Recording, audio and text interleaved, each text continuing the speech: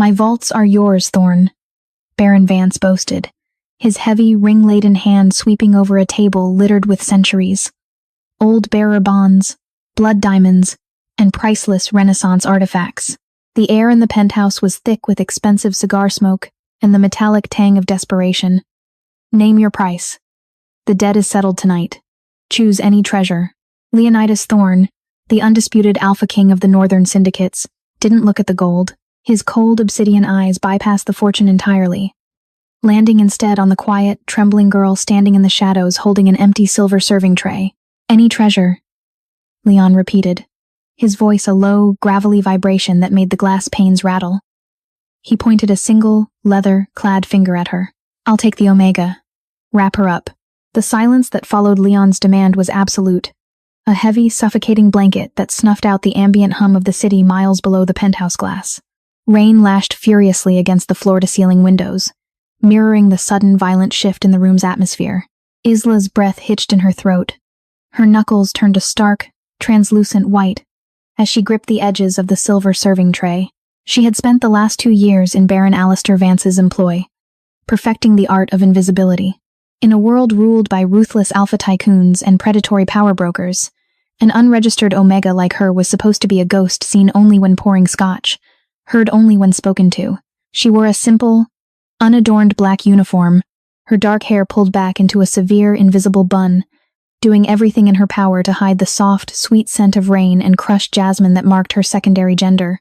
Vance let out a forced, sputtering laugh, the sound wet and nervous. The girl? Thorn, be reasonable. She's domestic staff, collateral for her degenerate brother's gambling debts. She holds no market value. I'm offering you the deed to the Caspian shipping lines. Leonidas Thorn did not move. He sat in the high-backed leather chair with the terrifying stillness of an apex predator waiting for its prey to bleed out. He was a man carved from granite and ambition, clad in a bespoke charcoal suit that somehow failed to domesticate the broad, lethal lines of his shoulders. His jaw was a hard, unforgiving angle, covered in a faint shadow of stubble. Did I stutter, Alistair? Leon's voice dropped a fraction of an octave. The physical manifestation of his alpha aura. A suffocating wave of ozone and dark cedar rolled across the room. It was so potent that Vance's 2 armed bodyguards visibly flinched, instinctively lowering their gazes. Isla felt her knees tremble. The biological imperative of her Omega nature screamed at her to submit, to kneel before the crushing weight of his presence. But a stubborn, fiery core of defiance kept her locked in place. She met Leon's chaza. For a fraction of a second, the obsidian ice in his eyes thawed into a flash of piercing curiosity. He saw the fight in her. You said choose any treasure, Leon continued, slowly uncrossing his long legs and rising to his full, imposing height. The shipping lines are bleeding money. The diamonds are blood, soaked liabilities. The only thing of genuine, untainted worth in this gaudy monument to your ego is her. Vance's face mottled with a furious, ugly red.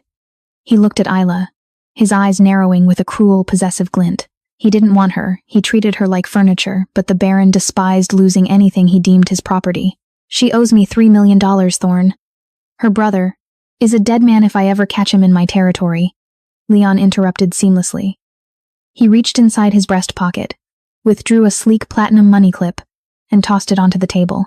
It clattered against a priceless Fabergé egg. There's a certified draft for $5 million. Consider the debt paid, with a premium for your wounded pride. The girl leaves with me. Isla's heart hammered against her ribs like a trapped bird. Leaves with him? Leonidas Thorn was a myth, a ghost story whispered among the lower classes. He was the king of the syndicates, a man who dismantled rival empires before his morning coffee. To be owned by Vance was a slow, grinding misery. To be taken by Thorn felt like stepping directly into an inferno. I am not an object to be bought, Isla heard herself say. The words slipped out before her brain could filter them. The entire room froze. Vance looked at her as if she had just grown a second head. The bodyguards tensed. Leon turned his massive frame toward her. He didn't look angry. Instead, a slow, dangerous smirk curved the corner of his mouth. He closed the distance between them in 3 long strides, his towering presence entirely enveloping her. Looking up at him, Isla felt a terrifying flutter in her stomach. Up close, he smelled intensely of winter forests and danger. No, Leon said softly. his voice pitched so only she could hear it over the drumming rain. "You are not an object. But right now, you are a prisoner. I am offering you a different door." He extended a large, calloused hand toward her. It wasn't a command. It was an invitation. But in a room surrounded by armed men and a furious baron, it was an invitation she couldn't refuse. Swallowing the lump of terror in her throat, Isla let the silver tray drop to the thick Persian rug. The dull thud echoed like a gavel strike. With shaking fingers, she placed her hand in his. His grip was warm, firm, and shockingly gentle. "We are done here, Vance," Leon declared, not looking back as he pulled Isla toward the private elevator. "Do not ever contact her again. If you do, I won't just take your wealth. I'll take your life." The descent in the high-speed elevator was a masterclass in suffocating tension. Isla stood rigidly in the corner of the mirrored glass box, her hands clasped tightly in front of her. The numeric display ticked down from the 80th floor, counting down the seconds to her new, uncertain reality. Leon stood by the doors, his broad back to her. He was typing a rapid sequence of commands into a heavily encrypted smartphone. He seemed to have entirely forgotten she was there, which only amplified Isla's anxiety. Was she a trophy? A bargaining chip? A sudden, impulsive whim. The elevator chimed, opening into a subterranean parking garage. A sleek, armored black Maybach idled near the exit, flanked by two imposing men in tactical suits. They opened the rear door in perfect synchronicity as Leon approached. "Get in," he said, his tone devoid of the earlier warmth. Isla slid into the cavernous back seat. The interior smelled of rich leather and Leon's lingering cedar scent. The rain hammered against the reinforced glass as the car merged onto the slick, neon-lit arteries of the city. For 20 minutes, silence reigned. Isla watched the city blur past, her mind racing. She had sacrificed her 20s, her dreams of architecture school, and her freedom to protect her foolish younger brother from Vance's debt collectors. And now, in a span of 5 minutes, her debt had been traded to an apex predator. "You're calculating how long it would take you to unlock the door, roll out at 60 miles an hour, and survive the pavement." Leon's voice sliced through the darkness. Isla started, snapping her gaze from the window to him. He was leaning back in the shadows, his eyes closed, yet he had read her physical cues with terrifying accuracy. "I was actually wondering if the glass was bulletproof or just tinted," she lied smoothly, lifting her chin. A low rumble of amusement emanated from his chest. He opened his eyes, the city lights reflecting in their dark depths. "It's level 7 ballistic glass. It stops armor, piercing rounds, and the doors are magnetically sealed from my control panel. You aren't jumping out, Isla." He knew her name. Of course he did. A man like Thorne didn't make spontaneous purchases. "Why did you do it?" she asked, her voice surprisingly steady. "Vance was offering you millions in liquid assets. You paid him $5 million for a girl who pours drinks. It's a terrible return on investment." Leon shifted, turning his head to look at her fully. The predatory intensity was back. "I don't care about Vance's money. I have enough wealth to buy this city twice over. I care about leverage, and I care about anomalies." "I'm an anomaly?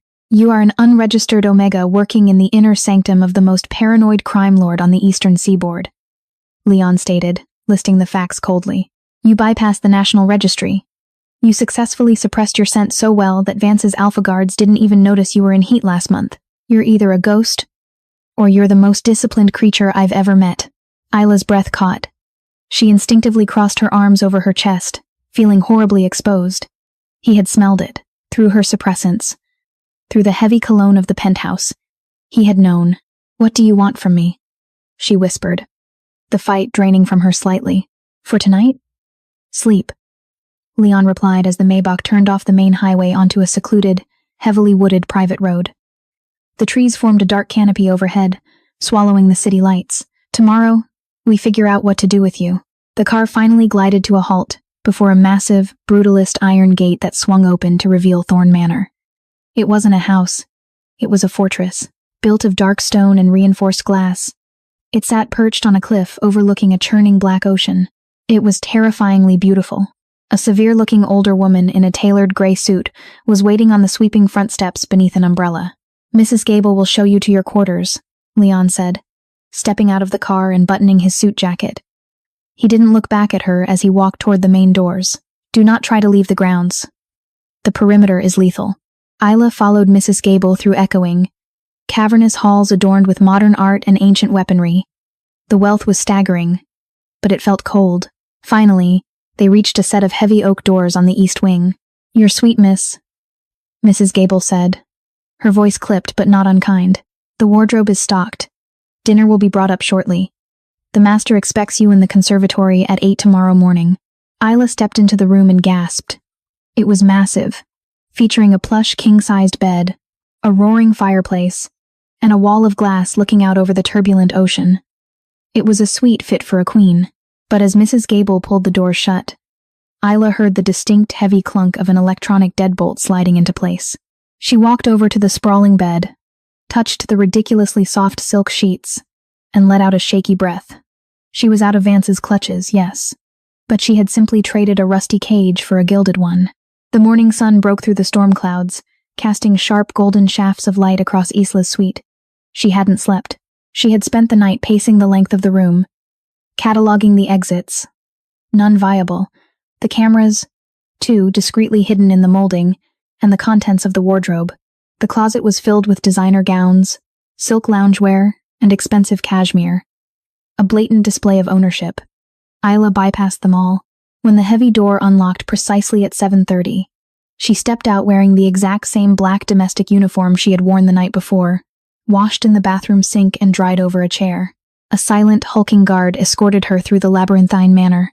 They arrived at the conservatory, a massive glass dome attached to the southern wing, bursting with lush, exotic flora and the humid, rich scent of damp earth and orchids. Leonidas Thorne was seated at a small wrought iron table, drinking black coffee and reading a tablet. In the morning light, stripped of his bespoke suit, he looked different. He wore dark slacks and a tight black Henley that stretched over the heavy musculature of his chest and arms. He looked less like a CEO and more like a warlord resting between battles. He glanced up as she approached, his eyes immediately dropping to her faded black uniform, a muscle feathered in his jaw. "I provided you with clothing," he said, his voice a low rumble that vibrated against the glass walls. "You provided costumes," Isla countered, taking the seat opposite him without waiting to be asked. She kept her spine perfectly straight. "I'm not playing dress-up for you, Mr. Thorne. If I am your servant, I will wear my uniform. If I am your prisoner, standard issue orange will do." Leon set his tablet face down. He leaned forward, resting his forearms on the table. The sheer physical gravity of the man was overwhelming. "You are incredibly combative for someone who was just rescued from a lifetime of indentured servitude." "Rescued implies freedom," Isla shot back, her dark eyes flashing. "I traded one master for another. You bought my debt. You own my paper. What are the terms of my servitude here? Do I clean? Do I pour your drinks? Or are you expecting something more? Visceral?" The question hung in the humid air, loaded with the unspoken realities of alpha-omega dynamics. Omegas were prized for their submission, their warmth, their ability to soothe the volatile, violent natures of alphas. Many were kept as little more than pampered pets or breeding stock. Leon's eyes darkened to the color of pitch. He reached across the table, his large fingers gently but firmly wrapping around her wrist. His thumb brushed against her pulse point, which was racing at a frantic pace. "Listen to me very carefully, Isla," he said, his voice dropping to a dangerous, intimate whisper. "I do not buy people for my bed. I do not force submission. If I wanted a mindless, fawning Omega, I could have a dozen by noon. That is not why you are here." Isla tried to pull her wrist back, but his grip was like iron. "Then why?" "Because Vance is a parasite, and he was using you to launder information," Leon stated bluntly, releasing her hand. Isla froze. Her blood ran cold. "You're an architect, or you were studying to be one," Leon continued, picking up his coffee cup. "During your time serving drinks in Vance's boardroom, you memorized the blueprints of every rival syndicate's stronghold he brought to the table. You discreetly mapped out security flaws. You fed that information to Vance to shave thousands off your brother's debt." Isla stared at him, horrified. She thought she had been so careful. "How do you know that?" "Because a month ago, Vance's men breached my southern warehouse," Leon said, his voice turning deadly cold. "They bypassed a blind spot in the thermal grid that only a structural expert could have identified from looking at the raw schematics. It was a brilliant, elegant deduction.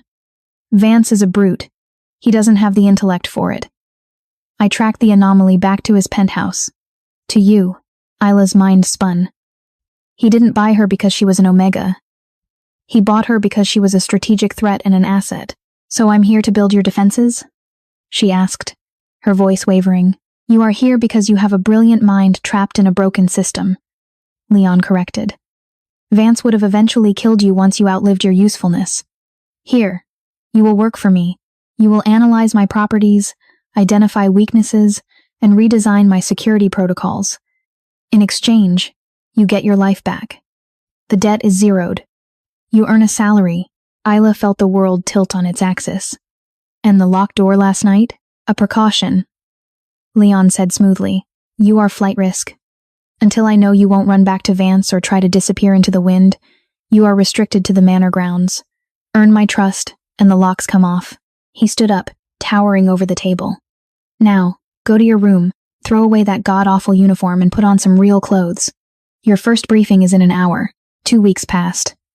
True to his word, Leon treated Isla not as an Omega, but as an employee, albeit one kept under heavy guard. She was given access to his sprawling, high-tech command center in the basement of the manor. Immersed in blueprints, security algorithms, and architectural models, Isla felt a spark of her old self returning. She was brilliant at this.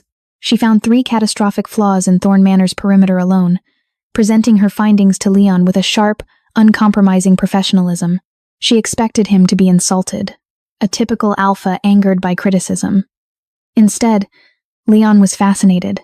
He listened to her, implemented her changes immediately, and asked for her input on active field operations. They fell into a strange, intense rhythm. Late nights in the command center, illuminated only by the blue glow of holographic maps, quiet dinners in the library, debating structural engineering and syndicate politics. The air between them was always thick, crackling with a suppressed energy. Leon's alpha aura, usually overwhelming and dominant, would soften around her, wrapping around her in a warm, protective current that made Isla's breath catch. But the phantom of Baron Vance still loomed. It happened on a rainy Tuesday afternoon. Isla was running a diagnostic on the manor's newly upgraded firewall when the system pinged. A micro-intrusion. Someone was trying to backdoor the camera feeds in the east wing. Her fingers flew across the keyboard, tracing the digital footprint. It was sophisticated, bouncing through a dozen proxies, but the underlying code had a signature she recognized. It was Vance's tech team. Leon, Isla called out, not taking her eyes off the screen. He was at her side in an instant, his large hand resting on the back of her chair. The heat radiating from him was a sudden, intense comfort. What is it? We have a breach, she said, her voice tight. Vance's people are probing the East Wing cameras, but they aren't looking at the perimeter. They're looking internally. Leon's jaw tightened. Lock them out. If I lock them out, they'll know we spotted them, Isla reasoned, her mind working furiously. Let me ghost the feed. I'll loop 30 minutes of empty hallway footage and trap them in a sandbox. We can see what they're looking for. Leon looked down at her, genuine admiration flashing in his dark eyes. Do it. For the next 10 minutes, they watched the trapped intruder navigate the looped feeds. They bypassed the armory, the vault, and the main living areas. They were looking for something specific. Then, the intruder's terminal paused on the camera, covering the secondary access door to the garage. A timestamp was downloaded. They're looking for patrol schedules, Leon murmured, his voice deadly quiet. Specifically, the shift change at the garage loading dock. Why? Isla asked, looking up at him. Leon's eyes were cold, calculating. Because tomorrow night is the Syndicate Conclave Gala in the city. I am attending. They aren't trying to break in, Isla. They're figuring out exactly when my motorcade leaves. And when the manor is at its weakest. He straightened up, the predatory alpha returning in full force. Vance isn't just watching us. He's planning an ambush. And he couldn't have gotten this far without someone on the inside planting a physical beacon to bypass the external firewall. Isla felt a chill run down her spine. A mole? In your house? Yes, Leon said, his gaze sweeping over the bustling command center, suddenly viewing his own elite staff as potential threats. He looked back at Isla, his expression softening just a fraction. You found it. You just saved my life, Isla. The weight of his words, the raw sincerity in his voice, sent a jolt of electricity straight to her heart. She wasn't just surviving anymore. She was protecting the Alpha King. "We need to find the mole," Isla said, her voice fierce. Leon's lips curved into a dangerous, feral smile. "Oh, we will. But first, we are going to a gala. We're going to look Vance in the eye and let him think he's winning." The Syndicate Conclave Gala was held at the Grand Atrium, a sprawling architectural marvel of glass and gold in the heart of the city's elite district. It was a snake pit of the country's most powerful, dangerous people, all hiding their fangs behind designer clothes and expensive champagne. Isla stood before the full-length mirror in her suite, staring at the stranger looking back at her. Mrs. Gable had outdone herself. Isla wore a floor-length gown of midnight blue silk that clung to her curves like liquid water. The neckline was elegant, the back daringly low. Her dark hair was styled in cascading waves, and a delicate, priceless diamond choker rested at her throat, a gift from Leon that morning. "Wear it," he had commanded, stepping into her personal space to fasten the clasp himself. His warm breath had grazed the sensitive skin of her neck, making her shiver. "Tonight, you are not my employee. You are my partner. Let them see exactly what Vance lost." A knock on the door pulled her from her thoughts. Leon entered. He was breathtaking. He wore a tuxedo that looked as if it had been tailored specifically to intimidate. The stark black and white emphasized his dark, brooding features and the predatory grace of his movements. He stopped in his tracks as he saw her, his obsidian eyes slowly raking over her form. For the first time since she met him, Leonidas Thorne looked genuinely speechless. The heavy, dominant aura of the Alpha flared, filling the room with the intoxicating scent of cedar and spice. Isla's Omega instincts flared in response, a warm, heavy pull in her lower abdomen urging her to close the distance between them. "You are a weapon, Isla," he murmured, his voice rougher than usual. He stepped toward her, offering his arm. "Ready to go to war?" "Always," she whispered, slipping her hand through his arm. The arrival at the gala was a calculated spectacle. The moment Leon and Isla stepped out of the Maybach, the paparazzi flashes erupted like a lightning storm. Whispers rippled through the crowd of tycoons and mob bosses. Thorne, the lone wolf, the untouchable king, had brought a companion. And not just any companion. The very Omega he had publicly stripped from Baron Vance. Entering the ballroom, Leon kept her close.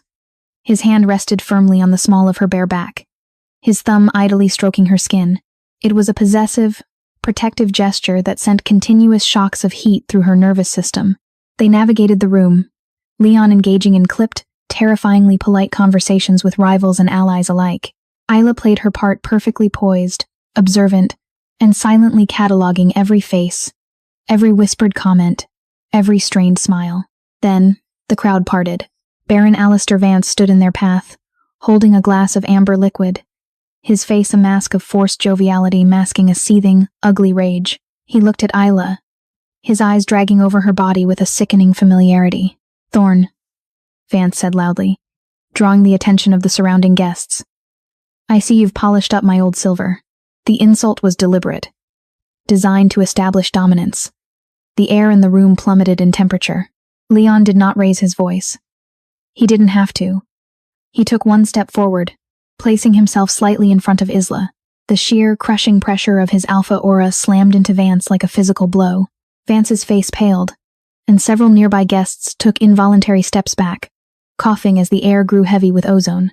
"She was never yours, Alistair," Leon said, his voice a lethal, quiet hiss. "You merely held her until I arrived. And if you look at her like that again, I will carve your eyes out with a dull spoon and feed them to my hounds. Are we clear?" Vance's hand trembled slightly, spilling a few drops of his drink. He forced a sneer, but the fear was evident in his scent sour and acrid. "Enjoy the party, Thorne. The night is young." Vance turned and melted back into the crowd. Leon turned to Isla, his aura immediately retracting, wrapping around her in a soothing cocoon. "Are you all right?" Isla looked up at him, her heart pounding with a mixture of adrenaline and awe. He had defended her honor in front of the entire underworld. "I'm fine. But he knows something. He's too confident." "Let him be," Leon said softly. The orchestra struck up a slow, haunting waltz. Leon stepped closer, extending his hand. "Dance with me, Isla." She placed her hand in his, and he pulled her flush against his solid chest. They moved onto the dance floor, moving in perfect, fluid synchronization. The rest of the room faded away, There was only the heat of his hand on her waist, the intense, searching look in his dark eyes, and the steady, reassuring beat of his heart against her chest. "You look beautiful tonight," he whispered, his lips brushing against her ear. "You're just trying to make Vance jealous," she breathed back, though her voice lacked conviction. Leon pulled back slightly, looking deeply into her eyes. "Vance has nothing to do with this, Isla. Nothing at all." The tension from the dance lingered heavily in the armored Maybach as they left the gala shortly after midnight. The rain had returned, a torrential downpour that turned the city streets into slick black mirrors. Isla sat close to Leon in the back seat, the warmth radiating between them a stark contrast to the cold glass. They were silent, but it wasn't the uncomfortable silence of strangers. It was the charged, breathless silence of two people standing on the edge of a precipice, waiting to see who would jump first. "Leon," Isla started, turning to face him. Crack. The sound was deafening. The Maybach violently swerved as the reinforced rear window spider-webbed under the impact of a high-caliber sniper round. "Get down!" Leon roared, his massive hand slamming onto her shoulder, shoving her forcefully to the floorboards. He threw his own body over hers, acting as a human shield. The world erupted into chaos. Tires screamed against the wet pavement. Automatic gunfire chattered in the distance, striking the heavy armor of the car like hail on a tin roof.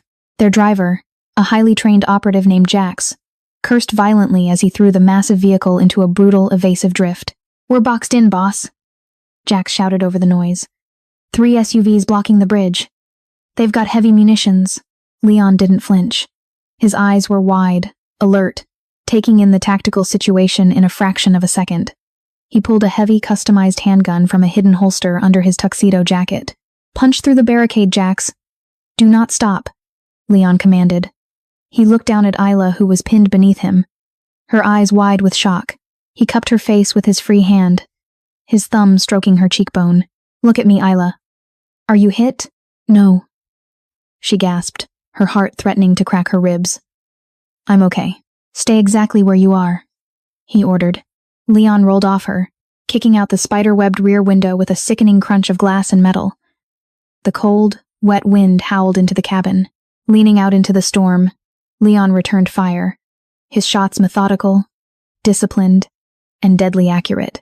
The Maybach accelerated, the heavy V12 engine roaring like a caged beast. They slammed into the blockade of SUVs. The impact was brutal, throwing Isla violently against the seat frame. Metal shrieked. One of the enemy vehicles flipped, bursting into flames that illuminated the rain-soaked night. They pushed through, but a lucky burst of gunfire tore through the Maybach's front tire.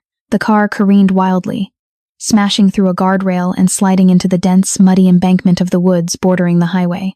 "Out! Move!" Leon barked, hauling Isla to her feet.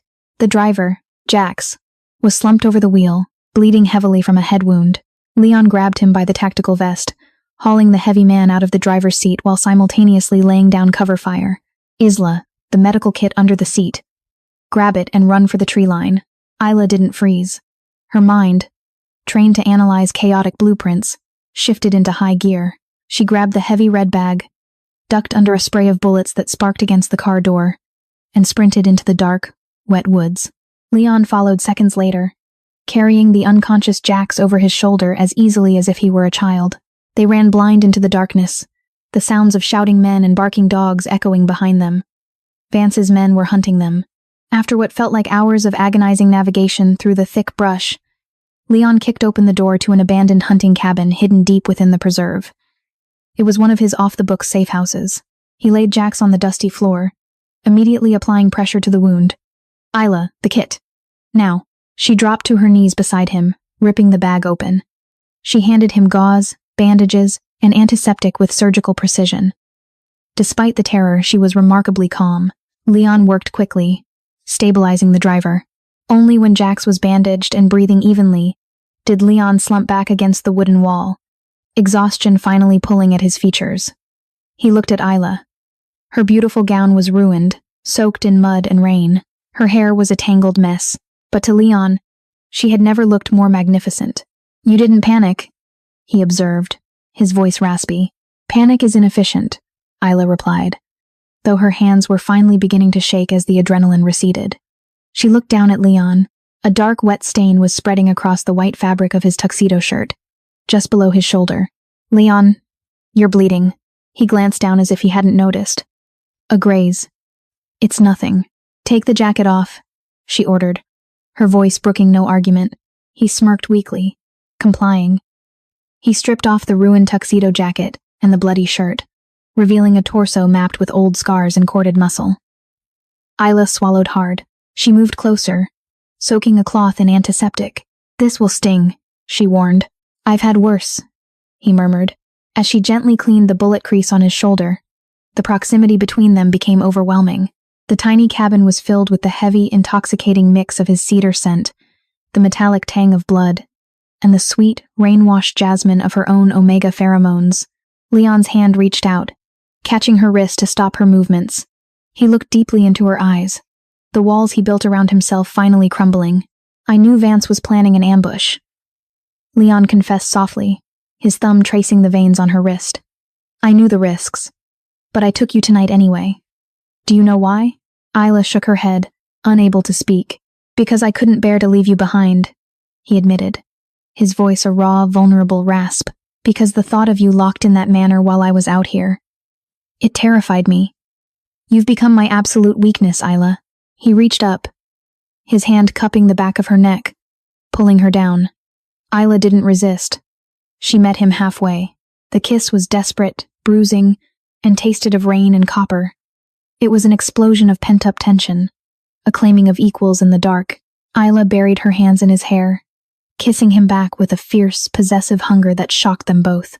In that dilapidated cabin, surrounded by enemies, the Alpha King didn't conquer the Omega. He surrendered to her. Dawn broke gray and miserable over the safe house.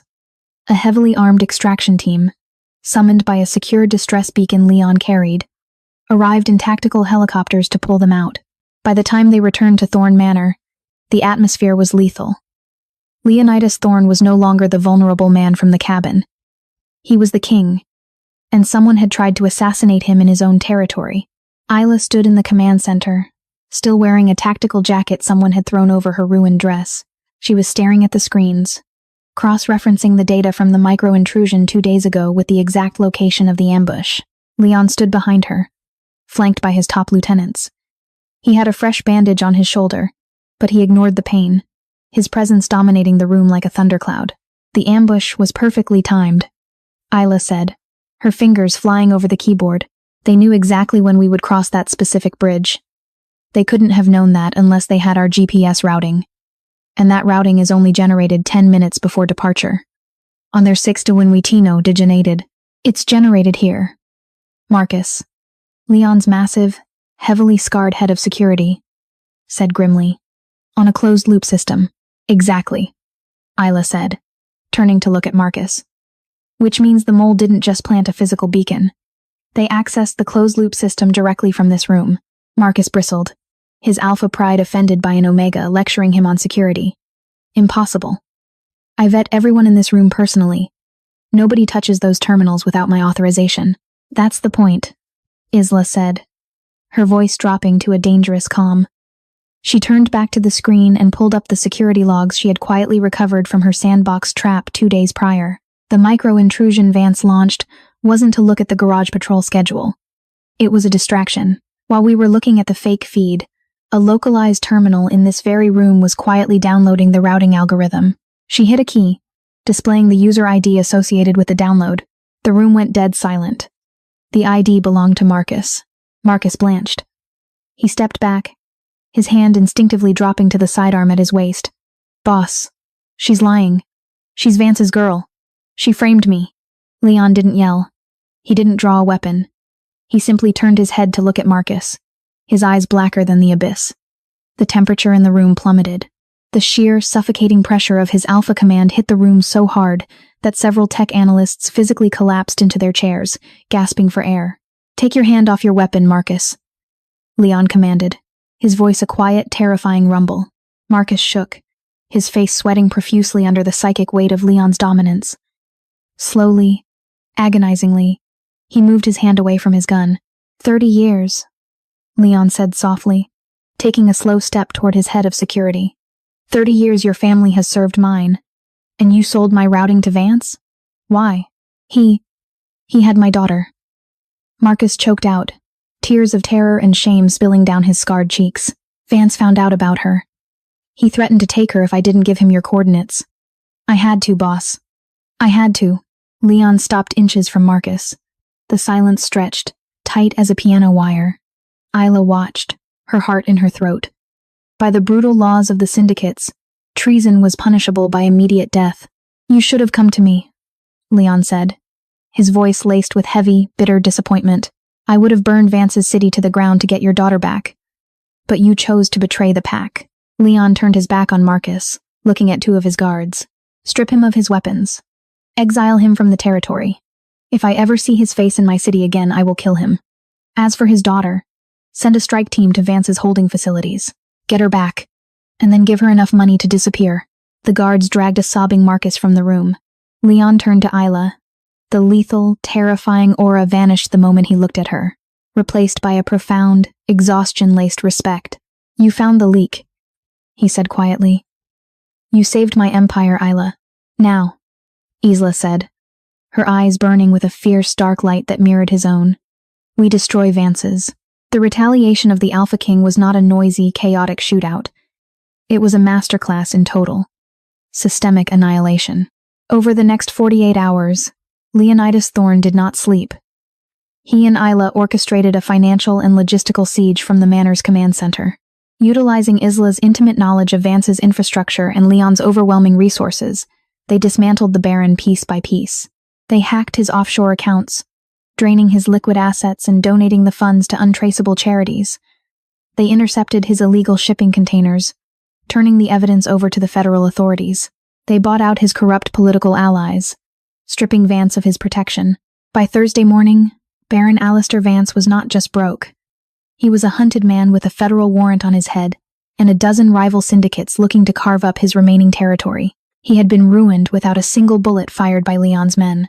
Isla stood by the massive floor-to-ceiling windows of the Manor's library, watching the sun rise over the turbulent ocean. The storm had finally passed, leaving the sky a bruised, brilliant purple. She held a mug of hot tea, savoring the profound quiet that had settled over the estate. The heavy oak doors opened. Leon walked in.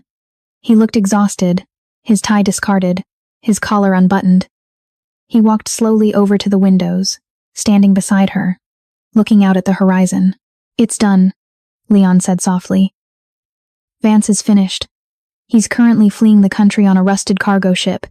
He will never be a threat to you, or anyone else, ever again. Isla closed her eyes, letting out a long, shuddering breath. The heavy, invisible chain that had been wrapped around her throat for 2 years finally snapped. She was free. Leon turned to fully face her. He reached into his pocket and pulled out a thick, sealed envelope. He held it out to her. What is this? Isla asked, looking at the envelope, not taking it. Passports. A new identity if you want it, and a bank draft for $10 million. Leon stated, his voice completely devoid of emotion, though his eyes betrayed a profound, agonizing vulnerability. The debt is settled. You saved my life and my syndicate.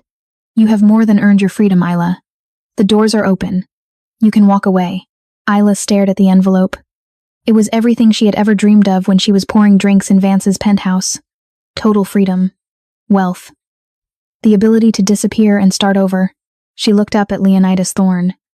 She saw the terrifying Alpha King who ruled the underworld with an iron fist, but she also saw the man who had shielded her with his own body in a hail of gunfire, the man who had listened to her brilliant mind when the world only saw her secondary gender, the man who had kissed her with such desperate reverence in a dark cabin. Slowly, deliberately, Isla reached out, but she didn't take the envelope. Instead, she placed her hand flat against his chest, right over his heart. She felt the heavy, frantic thudding beneath his ribs. When you bought me from Vance, Isla said softly, her thumb tracing the line of his collarbone. You told him to choose any treasure, and you chose me. Leon's breath hitched. He looked down at her, his dark eyes wide, searching her face for any sign of hesitation. And it was the greatest choice I have ever made. Then why? Whispers Isla, stepping closer, tilting her head up until her lips were a breath away from his. Are you trying to throw your treasure away?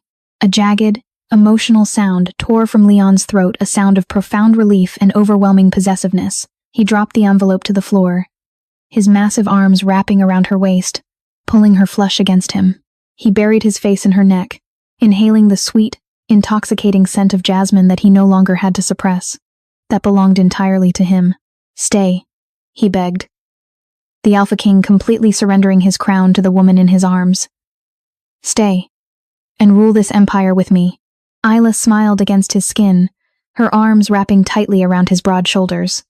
In a world that demanded she submit, she had finally found the one man strong enough to stand beside her as an equal.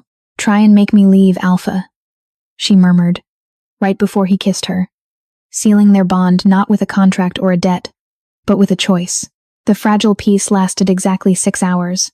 By noon, the heavy, rhythmic thrumming of helicopter blades shattered the quiet of Thorn Manor. The destruction of Baron Vance had sent a violent seismic shockwave through the underworld. A massive power vacuum had opened on the eastern seaboard, and the other syndicate leaders, the wolves, the jackals, and the vultures, were descending to pick at the carcass. And more pressingly, they were coming to challenge the Alpha who had caused the earthquake. Isla stood beside Leon in the master suite, watching the procession of heavily armored black SUVs snake up the driveway to meet the newly landed choppers. "The Syndicate Council," Leon murmured, his jaw tight. He was back in his imposing charcoal armor, adjusting the cuffs of his bespoke suit. The vulnerable man from the library was gone. The king was preparing for court. Victor from the Bratva, Silas of the Gulf Cartels, and Madame Chen. "They smell blood in the water. They want to know how I dismantled Vance so cleanly without their permission. And they want his shipping routes. They also want to know if you've gone soft," Isla deduced, her mind instantly shifting into tactical mode. "You brought an unregistered Omega to a gala, survived an assassination attempt, and then burned an empire to the ground from your basement. They think you're erratic." Leon turned to her, a shadow of genuine concern crossing his features. He reached out, his knuckles grazing her cheek. "I want you to stay up here, Isla. The council is composed of the most lethal, volatile alphas in the hemisphere. Their combined auras are designed to crush anyone they perceive as weaker. I will not have them looking at you." Isla didn't pull away from his touch, but her spine straightened to absolute rigidity. She stepped fully into his space, tilting her chin up. She was no longer wearing suppressants, her scent a powerful, intoxicating wave of rain-washed jasmine, flared with sudden, undeniable dominance. "I am not a glass figurine, Leonidas," she said, her voice dropping to a cool level register that brokered no argument. "I helped you destroy Vance. I redesigned this manor's security. I am your partner. If you walk into that room alone, they will see you as a solitary, isolated target. If we walk in together, they will see an impenetrable front." Leon stared down at her, the dark depths of his eyes glittering with a sudden, overwhelming surge of pride. The instinct to hide and protect his mate warred violently with the absolute respect he held for her intellect. Slowly, a dangerous smile curved his lips. "Then go get dressed for war, my queen," he whispered. 20 minutes later, the massive oak doors of the manor's grand dining hall swung open. The 3 visiting syndicate leaders sat around the polished mahogany table, flanked by their respective, heavily armed guards. The room was choking with conflicting alpha pheromones. The sharp scent of vodka and ozone from Victor, the heavy musk of cigar smoke from Silas, and the icy, metallic bite of Chen's presence. When Leon walked in, the temperature immediately plummeted. But it wasn't just Leon they were staring at. Isla walked half a step behind him, dressed in a sharply tailored, bone-white pantsuit that contrasted starkly with the dark room. Her hair was pulled back, her posture impeccable. She carried no weapons, yet she moved with the predatory grace of an apex predator. Silas, a hulking man with a scarred throat, let out a booming, disrespectful laugh. "Thorn, you invite us to a war council and bring your pet? I heard you lost your mind over Vance's cast-off. But this is an insult." Leon didn't flinch. He didn't even look at Silas. He simply pulled out the heavy chair at the head of the table for Isla. The room went dead silent. Omegas did not sit at the council table. They poured the drinks. Isla took her seat calmly, resting her hands flat on the mahogany. Leon took the seat beside her, a blatant physical declaration that they ruled together. "Baron Vance is no longer a factor on the eastern seaboard," Leon stated, his voice a low, terrifying rumble that forced the other alphas to lean forward to hear him. "His assets have been liquidated. His territory is now under my protection. Bullshit, Victor spat, his thick Russian accent slicing through the tension. You don't get to claim the entire eastern grid just because you got lucky. We split the territory, Thorn. Or we go to war. Madame Chen steepled her manicured fingers, her dark eyes entirely focused on Isla. And who exactly is this? You claim territory, yet you share your throne with a liability. It makes you look weak, Leonidas. Isla didn't wait for Leon to defend her. She leaned forward, her dark eyes locking onto Chen. She didn't possess an alpha aura, but the sheer, unwavering intensity of her intellect was a weapon of its own. I am the liability who mapped out the structural weaknesses in Vance's empire while serving him scotch, Isla said, her voice crystal clear, echoing off the high ceilings. She tapped a sleek tablet on the table, casting a holographic blueprint into the center of the room. The image rotated, displaying a highly detailed, three-dimensional schematic of a massive underground facility. Silas's face drained. Fought. Fodeming fought the table, half rising from his chair. Where did you get that? That's my Gulf processing plant. I have a photographic memory for structural engineering, Silas. Isla continued coldly, swiping her finger to highlight a specific red node on the hologram. For instance, I know that your processing plant relies on a secondary ventilation shaft located exactly 300 yards north of the main gate. If someone were to drop a simple thermite charge down that specific, poorly guarded shaft, the back pressure would ignite the chemical vats and level your entire operation in 4 minutes. Silas dropped back into his chair, staring at the Omega in absolute, unadulterated horror. Isla swiped again. The hologram shifted to a sprawling compound in the snowy mountains. Victor swore violently in Russian. Victor. Isla addressed him, her voice perfectly pleasant. Your estate in the Urals is beautiful, but you hired an inferior contractor for the subterranean armory. The load-bearing pillars on the east quadrant are sinking into the permafrost. 2 precision strikes on those pillars, and the entire mountain comes down on your men. She finally turned back to Madame Chen, whose icy facade had cracked into a look of wary respect. I am not a pet, Madame Chen. I am the architect of Thorn's new empire, and if any of you challenge his claim to Vance's territory, I will not send soldiers to fight you. I will simply collapse your houses on top of you while you sleep. The silence in the grand dining hall was absolute. The oppressive alpha auras of the 3 visiting leaders had completely retracted, crushed beneath the terrifying realization that this unregistered Omega held the keys to their destruction. Leon sat back in his chair, casually steepling his fingers. He looked at the 3 stunned syndicate leaders, his chest vibrating with a low rumble of profound satisfaction. As you can see, Leon said softly, his dark eyes gleaming, my queen has spoken. Do we have an accord? One by one, Silas, Victor, and Chen slowly nodded their heads. The jackals had been brought to heel. The summit concluded with tense, hastily signed treaties. As the last of the black SUVs disappeared down the winding driveway, the heavy iron gates of Thorn Manor clanged shut, locking down the perimeter. Isla stood in the command center, rubbing her temples. The adrenaline of facing down the Syndicate Council was fading, leaving her exhausted but triumphant. She had crossed the Rubicon. She wasn't just hiding behind Leon anymore. She had claimed her own terrifying reputation in the underworld. You were magnificent. Leon's voice came from the doorway. He walked in, shedding his suit jacket, looking at her with a reverence that made her heart race. They were terrified of you. Good. Isla breathed, allowing herself a small smile as she leaned into his embrace. Fear is a highly efficient deterrent. Suddenly, the massive bank of monitors on the wall flickered. A high-pitched rhythmic alarm began to pulse through the subterranean room. The blue ambient light snapped to a harsh, flashing crimson. Warning. Unauthorized access detected in Sector 4. Warning. Sub-basement integrity compromised. The automated voice of the Manor's AI echoed coldly. Leon's protective aura exploded outward, shoving Isla behind him. He drew his sidearm in a fluid, lightning-fast motion. Marcus, he snarled. He must have given Vance the old architectural layouts before we exiled him. The smuggling tunnels beneath the cliff. Isla's eyes flew to the schematics on the screen. Vance isn't on a rusted cargo ship, she realized, her blood running cold. The federal warrants, the frozen accounts he had nowhere to run. He faked his flight to buy time. He came back for the one thing he thinks he can trade for his life. Leon realized, his eyes locking onto Isla. You. Sector 4 is the East Wing, Isla said, her fingers flying over her terminal. He's moving up through the walls. He's heading for the conservatory. Lock down the manor. Stay here, Leon ordered, his voice brooking no argument as he racked the slide of his handgun. I'm going to finish the Baron myself.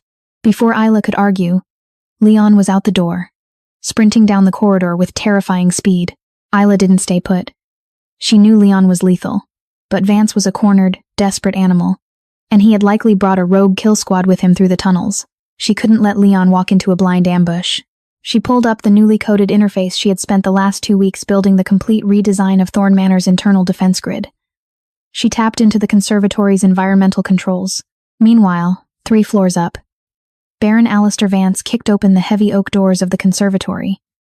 He was a horrific shadow of the man who had hosted the gala. His expensive clothes were torn and covered in mud from the tunnels. His face was unshaven, his eyes wild and bloodshot with desperation. He held an automatic rifle, flanked by 4 equally desperate mercenaries. "Fan out!" Vance screamed, spit flying from his lips. "Find the Omega.